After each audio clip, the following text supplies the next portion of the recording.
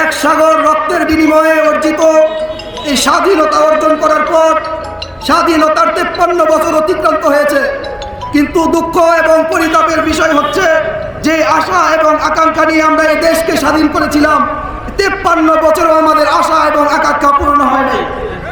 এর মূল কারণ কি? এর মূল কারণ হচ্ছে আমরা বারবার এই দেশকে স্বাধীন করার পর বারবার এই দেশকে শাসন করার জন্য নেতৃত্ব নির্বাচনে ভুল করেছি। একটি কথা প্রচলিত আছে, শিয়ালের কাছে মুরগি বর্গা দেওয়া। শিয়ালের কাছে মুরগি বর্গা দেওয়া যেমন অনুচিত, ঠিক তেমনি ভাবে দুর্নীতিবাজ, চাঁদাবাজ, সন্ত্রাসী এবং লম্পটদের হাতে দেশের শাসনভার দেওয়া এর চাইতেও বড় অনুচিত। আমরা বারবার চাঁদাবাজদের হাতে দেশের শাসন তুলে দিয়েছি, বারবার লম্পটদের হাতে, চোরদের হাতে দেশের শাসনভার তুলে দিয়েছি।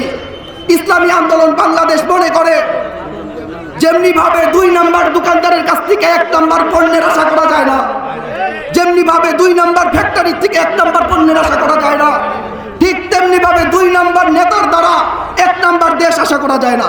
কোনো দুর্নীতিবাজকে দিয়ে দেশের দুর্নীতি দূর করা যায় না, মদখোরকে দিয়ে দেশের মদ দূর করা যায় না। এই কারণে ইসলামী আন্দোলন বাংলাদেশ, আমি চ্যালেঞ্জ করে ভাই বলতে পারি, আই ক্যান চ্যালেঞ্জ, ইসলামী আন্দোলন বাংলাদেশ কেন্দ্রীয় কমিটির সভাপতি আমাদের আমির পীর সাহেব চরমুনাই থেকে শুরু করে বাংলাদেশের লক্ষ লক্ষ ওয়ার্ডের নেতা, লক্ষ লক্ষ ইসলামী আন্দোলনের নেতা, একজন নেতা আমাকে দেখাতে পারবেন না যে দুর্নীতির সাথে জড়িত। আমি চ্যালেঞ্জ করে বলতে পারি, আমার কেন্দ্রীয় কমিটি থেকে শুরু করে ওয়ার্ড কমিটি পর্যন্ত একজন নেতা দেখাতে পারবেন না যে নারীবাদীর সাথে সম্পৃক্ত, যে চাঁদাবাজির সাথে সম্পৃক্ত। আমরা কি দেখেছি? দীর্ঘ 15টি বছর যারা এই দেশে চাঁদাবাজি করেছে, তারা দেশ থেকে পালানোর সাথে সাথে আরেকটি দল প্রত্যেকটা মহলে আবার চাঁদাবাজি শুরু করেছে।